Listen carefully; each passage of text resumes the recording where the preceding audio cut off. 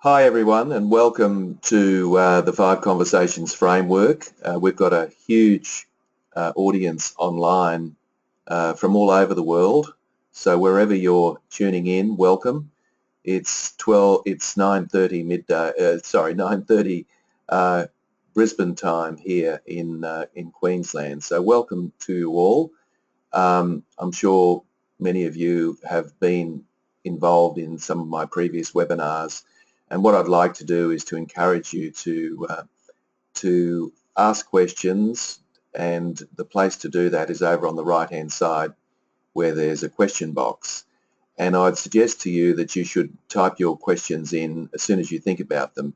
So in other words, when I get to the end of the presentation, there'll be several questions there, and we don't have that awkward silence while we're waiting for people to respond. So welcome. You can contact me also after the webinar, and you've got my details there to do that. So I'll turn off the webcam for the moment and we'll get straight into the presentation.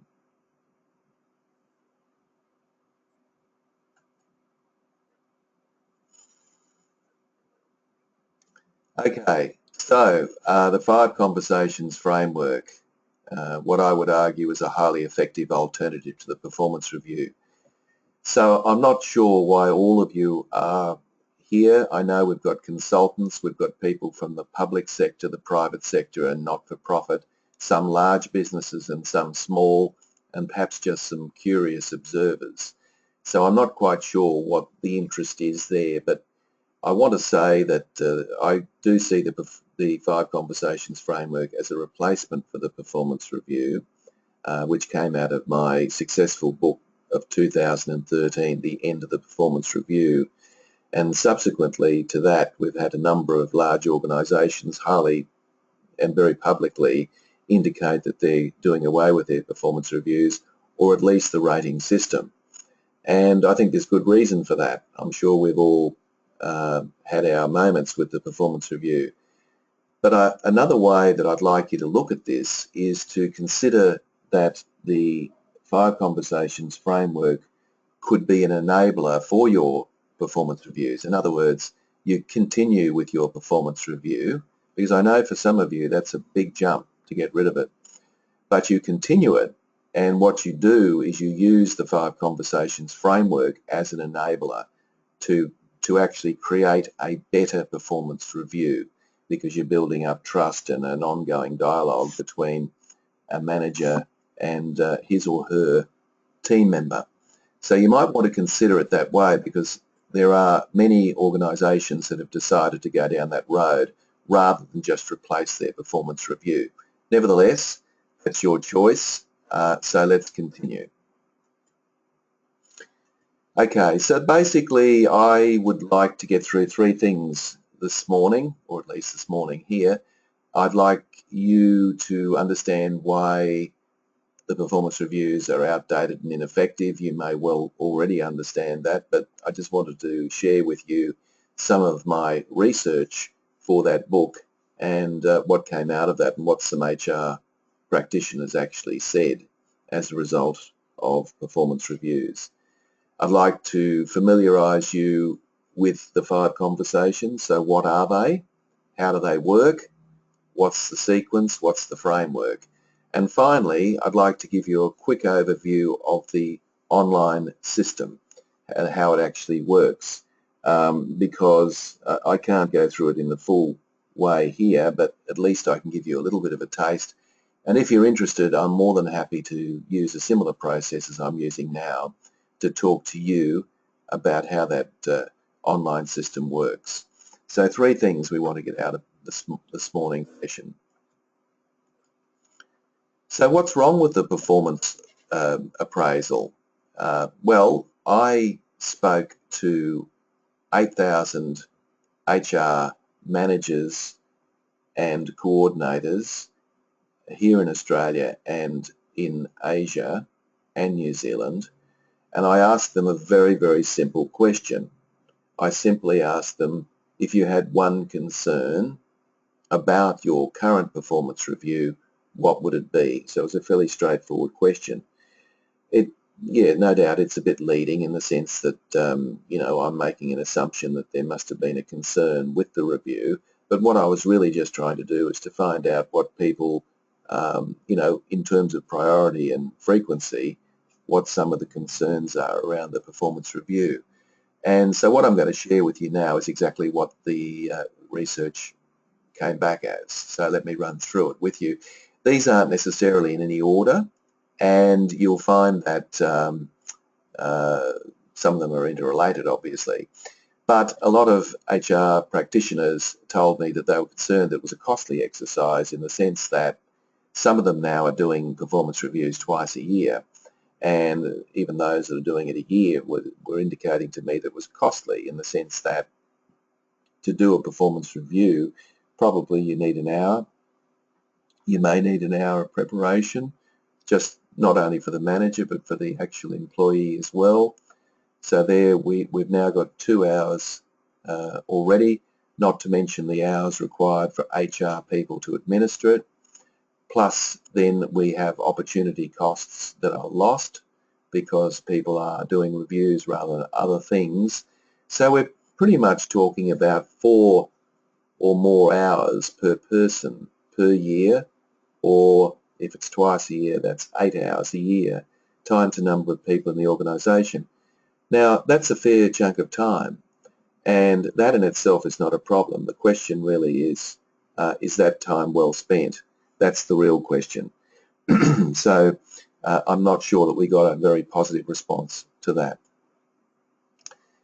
The appraisals were considered at times to be destructive, and I think that it was, you know, this feedback came back that occasionally around appraisal time we had problems around people making accusations of harassment and bullying and so forth, and the HR manager was spending a lot of their time sorting out all of these problems, which wasn't directly, I don't think, a result of the performance review, but it's probably more a commentary about a lack of trust and the capacity to actually talk about feedback and so forth and the way it was done.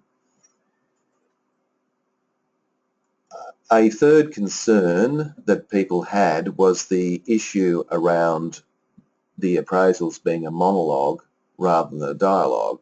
In other words, the manager was doing the majority of speaking and the employee or the team member was the passive receiver of information, that it really wasn't a 50-50 dialogue.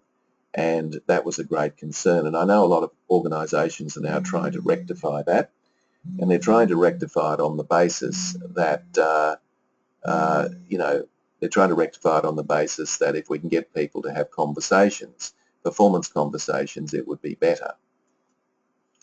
Another concern that was raised was the concern around the formality of the appraisal.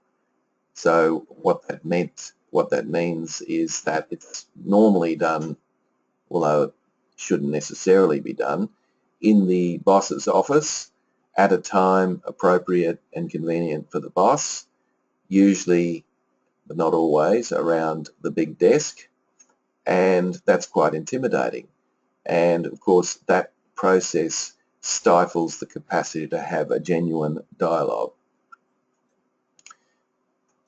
Another concern that people had in relation to the performance review was that they were too infrequent, and that didn't surprise me in the slightest, that we normally usually do these things once a year, sometimes twice, but frankly the world's moved on quite significantly between appraisal time, and so really by the time the manager talks about his or her concerns, those concerns are either being fixed or they're at a serious level of a serious problem.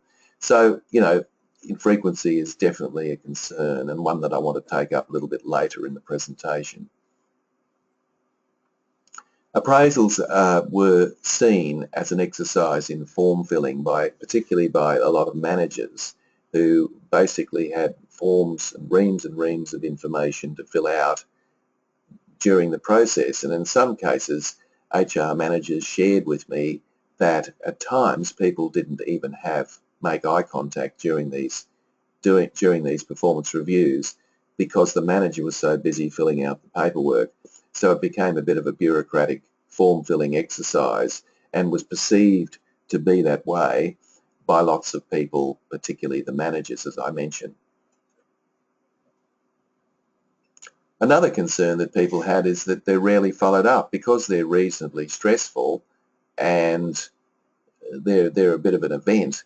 Once they're done, they're filed away either electronically or via paper, never to be seen again until, of course, the next time we have to do the review. So all the things that come out of those reviews, very little changes or very little happens as a result of it, and that's a major concern because obviously it's not the review itself that's critical, it is the opportunity to be given a chance to rectify or change things in the workplace. And the eighth one there is that most people find them stressful, and there's nothing wrong with stress itself, of course, but if the stress is unnecessary, well then it obviously isn't useful. But it wasn't just the employees that reported about the stress, it was also the managers.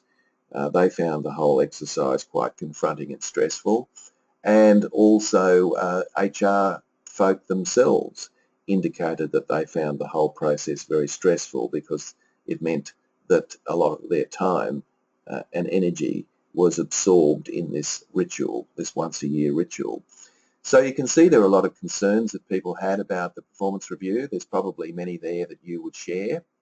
I guess my thinking was, why are we doing it? Is there any evidence? Is there any empirical research anywhere in the world that demonstrates conclusively that the performance review actually increases performance? And I've yet to come across any. So we have to ask the question, why are we doing it? And that's a good question. So if you were deciding to look at changing your reviews, what could you do? Well, let me just share with you a little exercise here and show you how it might change. So at one end of the continuum we have a traditional approach.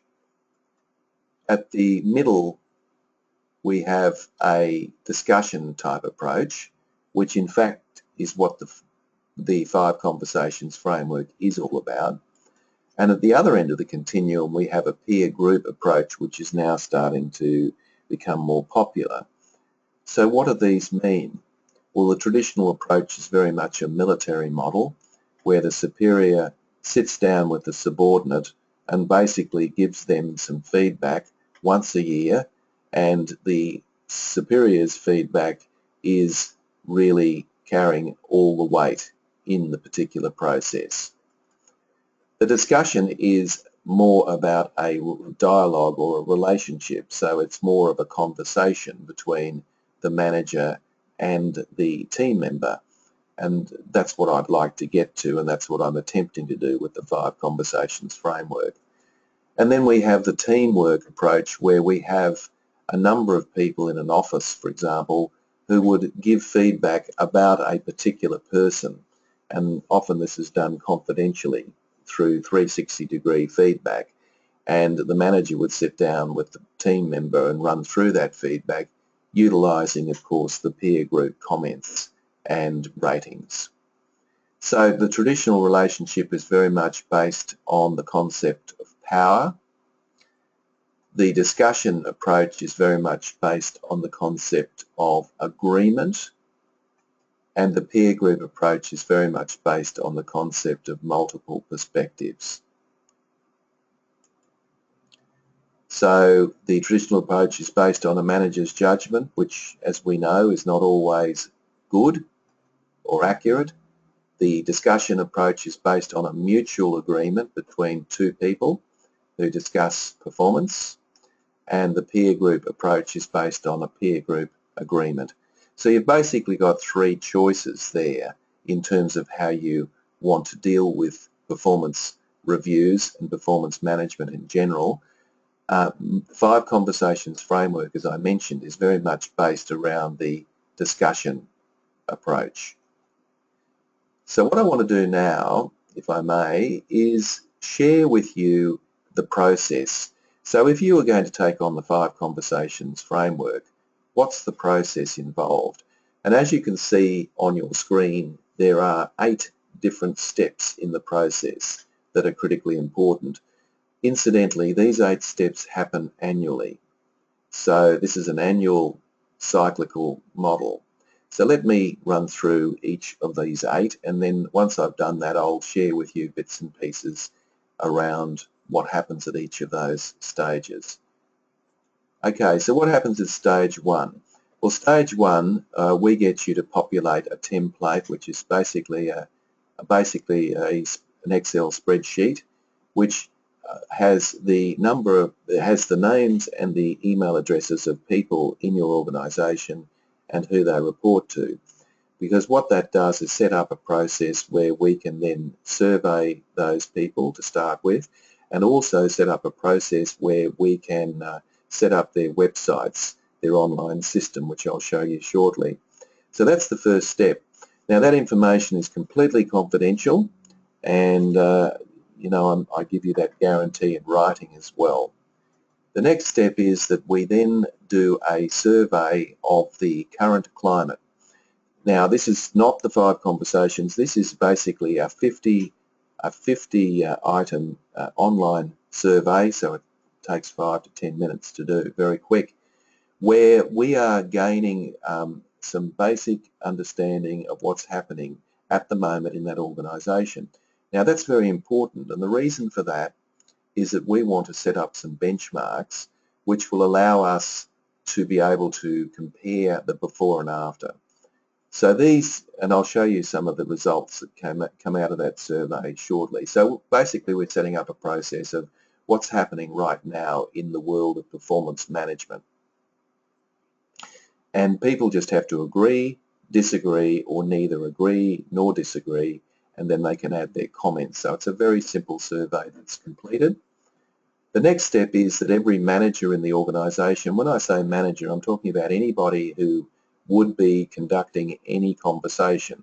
So they might only have one person in their team, or they might have thousands in their team. But basically anyone who is going to be conducting conversations needs some training. Now what's the training entail? Well, the first thing that we look at in the training is that we look at the results across the organisation. I actually want to get them engaged in those results. What's good about the results? What's not so good about the results? And what are we going to do to try to change the results? The second thing we look at is pretty much what we're doing right now, which is essentially what the 5 conversations framework looks like, why we're doing it, and how it works. And the third element of the training is to train people on how to use the online system so that by the time the training is over, we can hit the ground running.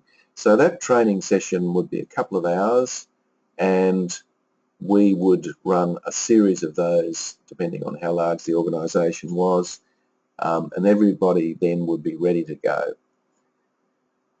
Next step is, and as I mentioned, to utilise a support system. So there's 2 reasons why the 5 conversations framework will not work. One of them is that there isn't a process in place, because people, although they'll think it's a great idea, will get back to busyness very quickly and forget to have these regular conversations, which are developmental conversations. The other reason it won't work is that people don't understand why we're doing it, so the management training is quite critical. Once that's done, we have the 5 conversations, and the 5 conversations will run for 5 months. So there's 1 conversation per month over 5 months, and essentially that means that it's a 10-minute conversation once a month with every manager's direct reports. And at the end of that 5 months, you would expect to see some tangible evidence of change, trust levels, and so forth. And I will demonstrate to you how we would measure that shortly.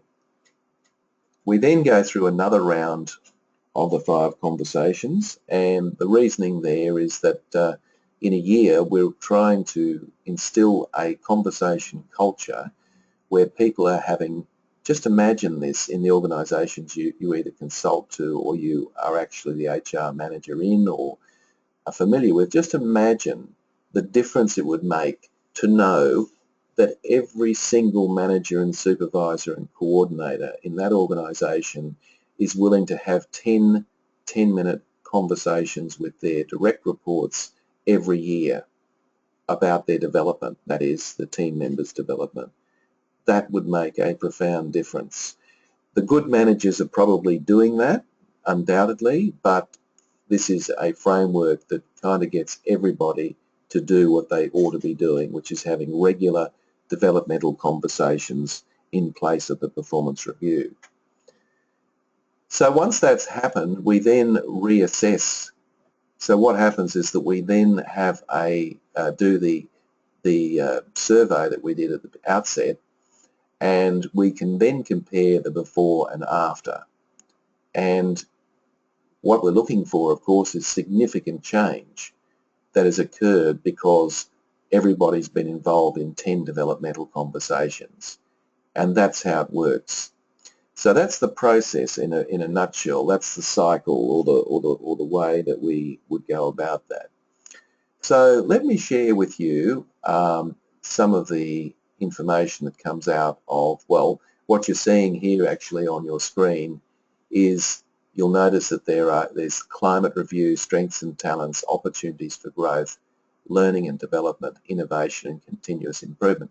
These are actually the 5 conversations, and this is data that's come out of a real life survey done in an organisation, just at an overview level. I'll show you a couple of examples of more specific information. But what this actual survey is showing you, or this result here, is it's showing you the level of agreement between the vertical strata in an organisation. So what do I mean by that? Well, most surveys look at the horizontal comparison, you know, this department, which is the marketing department, versus the admin department and so forth, and you can actually compare data across a number of different departments. You can still do this in this survey, but what it also does, perhaps its advantage, is that it also surveys what top management thinks. You'll notice that the red there, top management. It will survey what middle management thinks and what workforce thinks as 3 aggregate strata in the organisation. Now, top management really is defined as the CEO and the people that report directly to him or her. Middle management is defined as anybody who leads anybody in the organisation, and workforce are people who are not who are basically not in a leadership role. Obviously, workforce is the largest group. And what the circles are showing you essentially is the level of agreement. So at a quick glance, if you look at these results, and I remember doing this, you're looking for lots of pluses. So in the white area, which is the intersection between top, middle and workforce, we're looking for a lot of pluses. So you'll notice that innovation and continuous improvement down the bottom there has several pluses in it. There are 10 statements for each of these, which of course are in random order. We don't label them, but they're all related to each of these 5 conversations. And you can see that over here, the blue circle looks quite small, and it is. And the reason for that is that there was a lot of sitting on the fence on opportunities for growth. So people didn't want to say agree or disagree, and it shrunk the radius of the circle by 10% each time, basically to indicate that a lot of people were non-committal. Anyway, I won't go into huge detail, but the process is quite, you know, you can actually get a quick overview that way. Another way that you can get your information is that each statement, so let's have a look at this statement. So you can see that it relates to opportunities for growth, which is the 3rd conversation in the framework. And Q3 refers to where it was in order when people completed it. And the statement reads, I'm aware of each of my immediate team members' work-related deficiencies. Now, that statement is what top management and middle management would have answered. Now, basically, anybody who is in a position where they're supposed to know what team members' work-related deficiencies, in other words, anyone in a leadership role, that was what they responded to. The workforce, as you can see in the green at the bottom, the workforce was answering a slightly different question, but it's still related. Their question was, he or she, meaning their boss, is aware of my work-related deficiencies. In other words, the workforce was looking at the boss's perspective about themselves. So essentially it was the same question. It was just basically tailored to suit the needs of those two groups. And it's interesting, the results on this survey, and I remember going through this in the management training. You've got 3 top managers who all agree 100% that they know what the team members' deficiencies are. You've got 5 middle managers who all agree. And so 100%, 100%. Now look at workforce. There were 33 people in workforce, and as you can see, 45% agreed with that statement, 46% could neither agree nor disagree, and 9% disagreed. So in other words, a sizable number of people at the workforce level could not bring themselves to agree with that statement. And I guess there's a fairly simple explanation for that, and that is that top management and middle management do know what people's deficiencies are. However, they are not necessarily sharing it. In other words, they're not having conversations around how that deficiency could be remedied, and consequently that's why we've got 15 out of 33 people sitting on the fence. They're not too sure whether middle management and top management are actually aware of their own deficiencies, for the simple reason that they haven't really discussed it with that person. All right, so you would expect that after 2 rounds of the 5 conversations and 2 opportunities for growth, conversations, you'd expect that 15 out of 33 would hopefully improve. So it's quite possible that top management, middle management were correct in that survey, but because they weren't communicating it, it wasn't getting through. Team members couldn't really say for certain that they knew. Have a look at this one. This is innovation and continuous improvement. Q10, my direct reports have made suggestions to me about ways to improve efficiencies and effectiveness in the organisation. Top management, 100%. Middle management, 60%. And workforce, 52%. 33 on the fence, 9 disagreed. So if you, at the bottom level there, if you add the neither, which is 39 plus 9, you've got almost half of them who can't bring themselves to agree with that statement. And the reason for that is that they weren't having conversations around efficiencies and effectiveness in the business. So again, you would expect that those results the second time round would be improved after 2 conversations around innovation and continuous improvement. Okay, but of course I can share more with you offline if you're interested in knowing more about that. So let me just say a little bit about the philosophy of the 5 conversations, and I just wanted to say to you, make a provocative statement perhaps, that the roles people play in organisations are actually more important than the jobs they do, which sounds pretty provocative. But let me explain to you what I mean by that. So if you consider that the work people do can be categorised in 2 ways.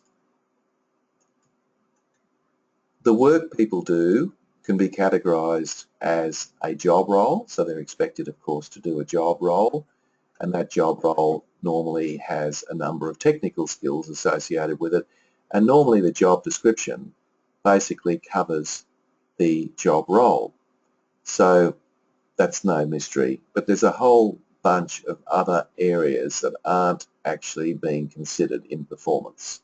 And I think, if I could leave you with one insight, is that if you can work on your non-job roles in your organisation, it would make a significant difference to performance.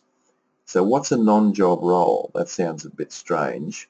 What do I mean by that? Well, I've identified 4 non-job roles. These are roles that are critically important to performance that aren't necessarily listed in the job description, but nevertheless are critical to success.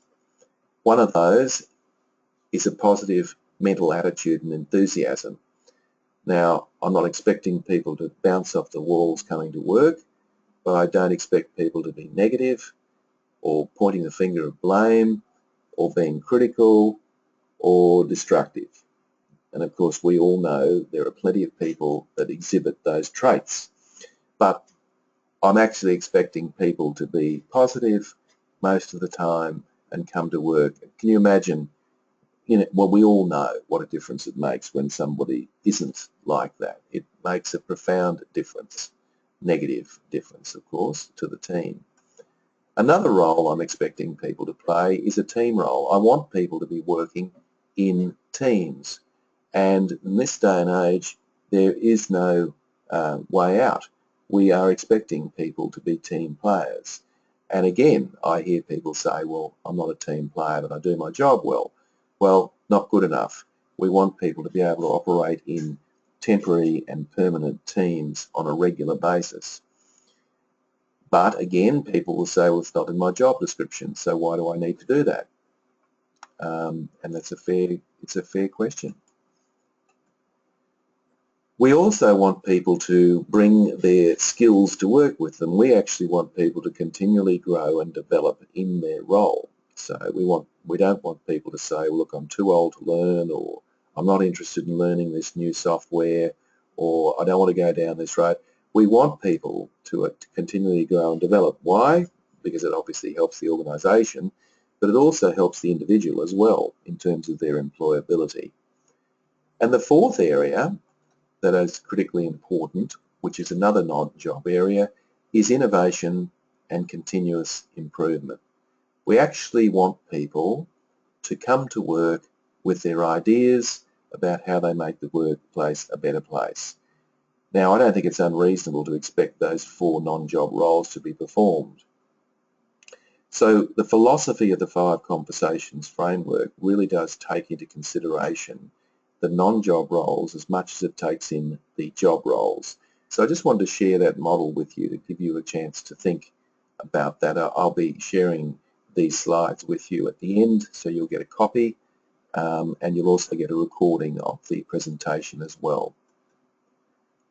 Now, 9,000 people were surveyed by John Warner in 2014, and it was a pretty straightforward survey. They were asked to simply indicate what the most valued job attributes were in their employees. So these were managers who were asked, what if you had to name one significant job attribute that you want from your employees, what would it be? Let me put the list up.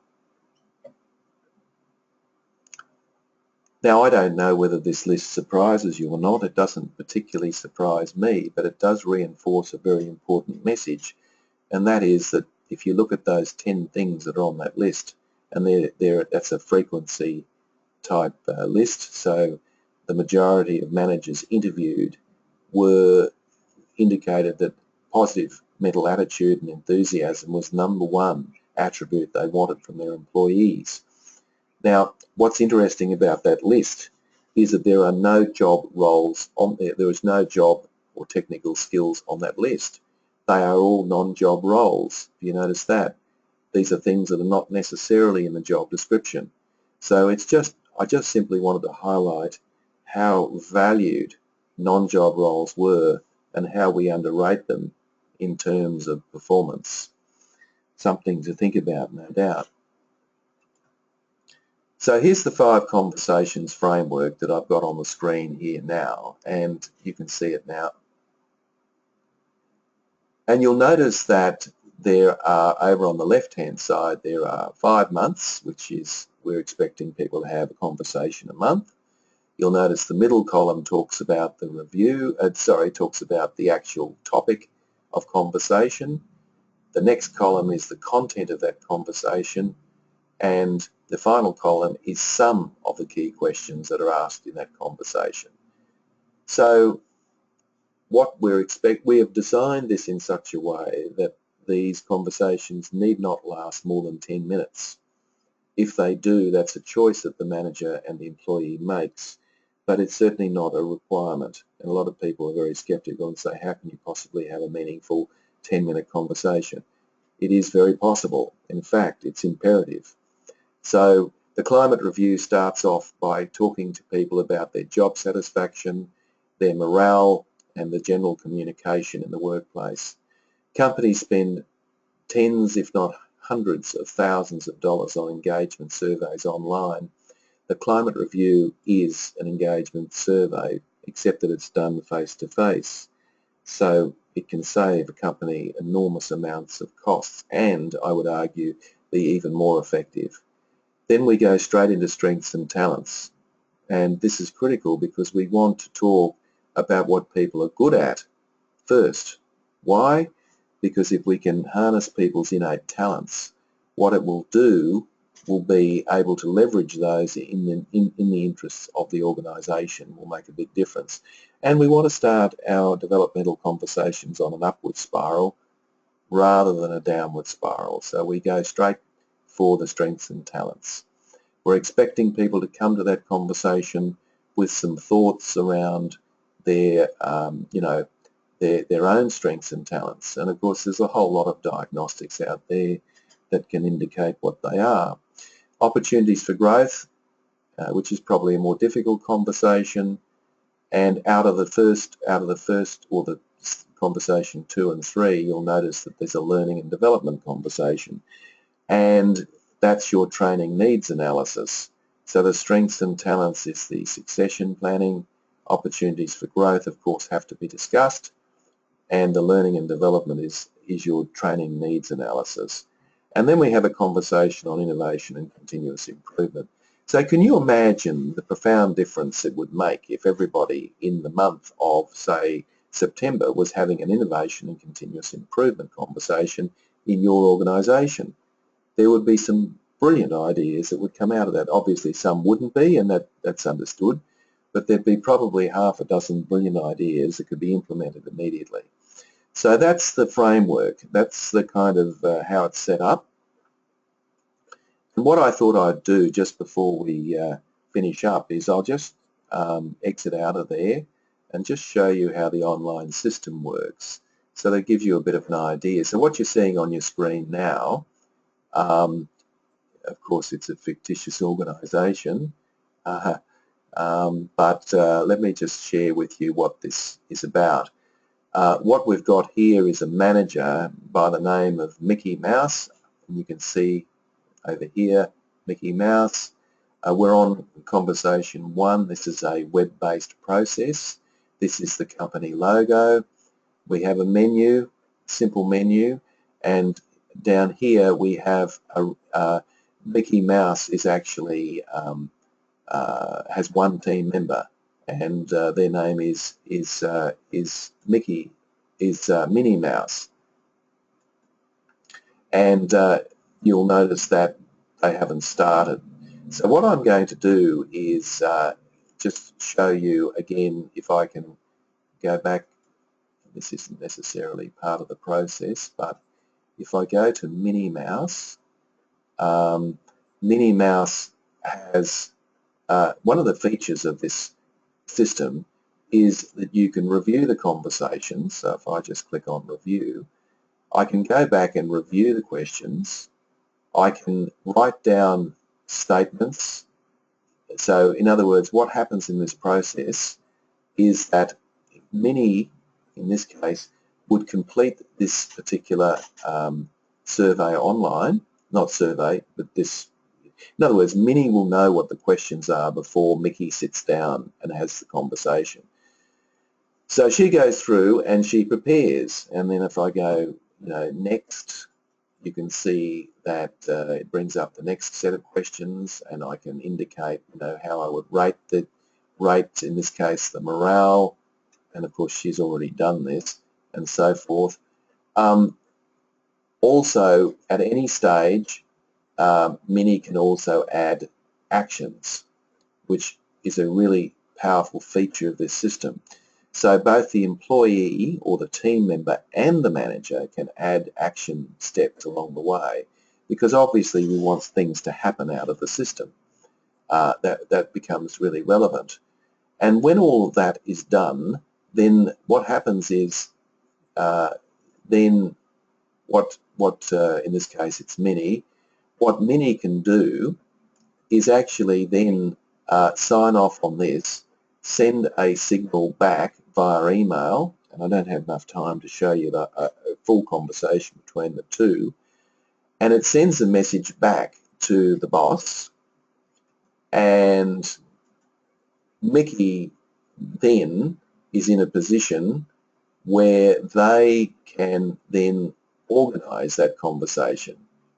So they'll have that conversation, and once that conversation's had, the team member then will sign off on that conversation. There'll be a button appear on their portal which will give them an opportunity to sign off, and the idea is that then it creates a clear portal, or if you like, it'll give a clear dashboard of who's completed the conversations. So for example, if you are in HR, and in this case that'll be Walt Disney will be able to have a look at a number of important features. For example, Walt Disney, these are all the departments, Walt Disney can see who's up to what part of the conversation, so it makes HR's job so much easier. Not only that, what they can do is click on the actions and actually see what actions have come out of those conversations. So from an HR point of view, it's brilliant because it gives the HR manager a huge overview of what's actually happening across the organisation. So they have those facilities available to them as well. There's a print function as well, or print, so you can actually print off the questions, as you can see. The idea is that the questions can be printed off because sometimes you might be in the field and you might want to take your questions with you via paper, and you can do it that way as well. So and of course you can hide the responses. But before I show you that, you'll notice that the manager then has the opportunity to go in and respond to each statement. So what you've got there is you've got the question, you have the conversation, which of course occurs face-to-face, hopefully, and the next thing is that the manager can then go in and add his or her comments based on the conversation, and so forth. So that becomes really very, very powerful as well. So you have a written record that can be reviewed for the next conversation. Some other features that perhaps might be of interest is, and of course I'm just giving you a quick overview here, we have an HR menu, I've gone through that, but an HR remind center which can send out emails to everybody reminding them or whoever, so the keys are all there. So if somebody isn't or is taking a long time to get involved and it's towards the end of the month, the HR manager can send a remind key out to indicate that they need to get on with it, but we've only got a week left. So it saves the HR person a lot of time and can be very powerful. And there are dashboards. There are we have the reports there. We have the admin center, and in the admin center you can create a number of features around transparency. So for example, some of my clients have said the manager wants to see the comments of the team member before he or she meets with them so that they're not blindsided. Well, you can do that. Some organisations have said we want both the team member and the manager to have a plan of action, which can be emailed incidentally back to the inbox. You can do that, and so forth. So there are a range of features there that we're continually developing as we go. So those can be very, very useful. But as I said, if you are interested, I will walk you through a process to show you how that works. But I really simply want to give you a taste of it, to see that there is a system there to support the 5 conversations framework. So coming back to the slides, if I may, what I'd like to do here is just kind of summarise what I see to be the benefits of the 5 conversations, and then what I'd like to do is to take some questions. So if you've got questions, start typing them in now. I can see we've got a couple of questions there, which is fabulous. I'll get to those very shortly. So let's go through a couple of these benefits. One of the benefits is that you're actually creating an ongoing dialogue. Now that's really important, because an ongoing dialogue is really what it's about. This once a year event where we sit down and down tools and do a performance review is just not realistic. It's not appropriate. It doesn't work. What it actually does is it forces the manager to store up all their feedback for this once a year event. So it actually stifles the potential to have ongoing dialogue. So it's actually doing more harm than good. So with the 5 conversations, as you can work out, well, we're actually having these conversations throughout the year. So ideally, it's 10-minute conversations a year, which is not a huge ask. Despite what some people would challenge me with, it's not a huge ask. And the good managers or good leaders are doing it anyway, as we all know. So that's one of the huge benefits of the 5 conversations framework. Another benefit of the 5 conversations framework is that it creates an open and direct dialogue.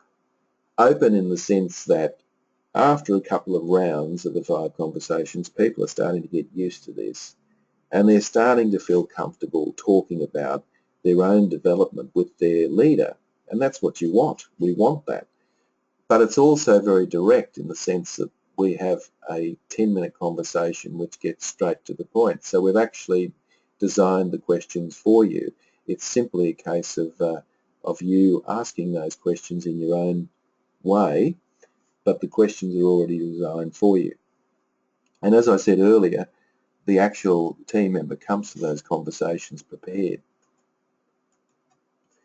It's flexible, so these conversations can occur in the car park, they can occur in the car, they can occur in the lunchroom when it's vacant, they can occur anywhere. And we encourage them to occur everywhere but the boss's office. So it's very flexible. They can occur in the field. For those of you working in the field, you can go and do these conversations on a fence for all that it matters. The most important thing, of course, is to have the conversation. What it does is it provides timely information. Because we're having these regular conversations over a period of time, real life information is brought forth, and we can deal with it right there and then and not leave it to a once a year big event. So it provides timely information, particularly when you consider that we have a to-do list in the online system as well, built in. And I don't know whether I mentioned it, but those to-do list items can be emailed directly back to the manager's inbox. So it's no guarantee that the manager will do them, but at least if they're in their inbox, they're reminded that they've made these commitments during that conversation to their particular team member. So it puts a bit of pressure on to say that things have to happen as a result of these conversations. And the other great benefit of this approach, if you think back to all the problems that people shared with me about the 5 conversations, about the performance review is that it's more relaxed. The fact of the matter is it's a much more relaxed approach. Notes do not need to be taken because remember the online system captures all that. You are simply sitting there with somebody, perhaps over a cup of coffee, with about 3 or 4 really important questions, and you're talking to that person. It has to be more relaxed, and it certainly is. That's been the anecdotal evidence that we've had from people who have implemented this. So, yeah, the feedback's been very good. So there's a number of different needs there. All right, so I have a couple of questions. So Jason's asking me if I may refer to this. I'll just read it out if I may, Jason. How would this work if you are an HR consultant and you are doing HR for different companies? Well, Jason, yeah, I'm aware, and welcome too, by the way. I don't know what time it is in the States there, but welcome. Look, Jason, the issue is as a consultant, you can, grab a copy of the book, all the questions are there, and you can go in as a consultant in an organisation and, administer this. And if you want to use the 5 conversations framework that I've shared with you, well then you would do that under your name, and you would, you'd pay me a fee, and you'd use that as part of your own consulting processes. So it can be very useful for a consultant to use that. So if you are a consultant, of course, you're providing and adding value by implementing the 5 conversations framework. And as I said earlier, it can be an enabler to improve a better performance review, or it can in fact be a replacement for the performance review. Another question here from Jenny. Do we cover poor performance in these conversations? Thanks for the question, Jenny. Jenny, the poor performance is another conversation. That's a 6th conversation. If somebody is just not performing, for example, then obviously you or anybody that's leading that person has to sit down and have a hard conversation with that person, what we call a courageous conversation or a difficult conversation. You've got to actually sit down and talk to them about that.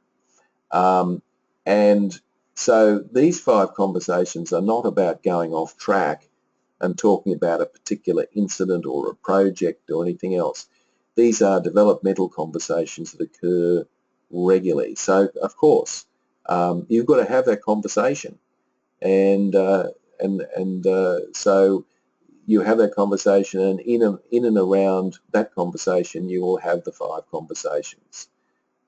Nothing changes in that regard. A good manager or leader will have to sit down and talk about poor performance with a particular employee from time to time. Certainly when it comes to the opportunities for growth conversation, it might be very obvious that there is an area to work on, and that's either been addressed or not addressed, and it certainly can be discussed at that level, absolutely. But from point of view of poor performance, that's another different conversation that needs to occur in the workplace. Another question here from Thomas.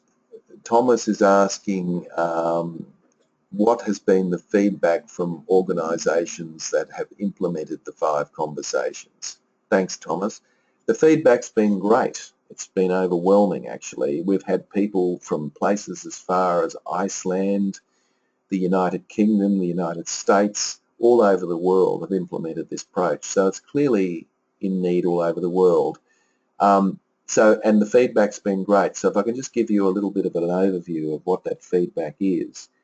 Generally speaking, what team members' feedback about this process has been, this is great because it gives me an opportunity to spend a little bit more time with the boss, and this time would not normally, I would not normally get this time with the boss. So that's great. And the feedback from the leader or the manager, who is the one implementing the conversation, is just as positive, but in a different light. Their feedback is often, it's great to keep your finger on the pulse and to know what's occurring, and to be in touch with the people that I lead. So that's the sort of feedback we get, and there's a lot of really interesting anecdotes that I can share with you, perhaps later, that would be of interest to you. Okay, that looks like, doesn't look like there's any other questions there at this stage. So if there is, you want to frantically type one in, I'm more than happy to take it because we're almost done. While you're doing that, I might just move on to two other slides. And I just wanted to indicate to you that because you have, taken up a good hour of your day to listen to this conversation or this broadcast, I'm happy to provide you with a 20% discount on my book, which essentially is about the 5 conversations framework. So I would sign that for you and send it off to you. All you need to do is to send me an email, and I will send you a special coupon. You can go onto my website and get a 20% discount on the book. So there's something that you might like to take advantage of. And finally, before I finish up and we're done, is that I'd just like to alert you all to a Lunch and Learn series that I have coming up. And you can see that the date of the first module is the 18th of November, so not far away.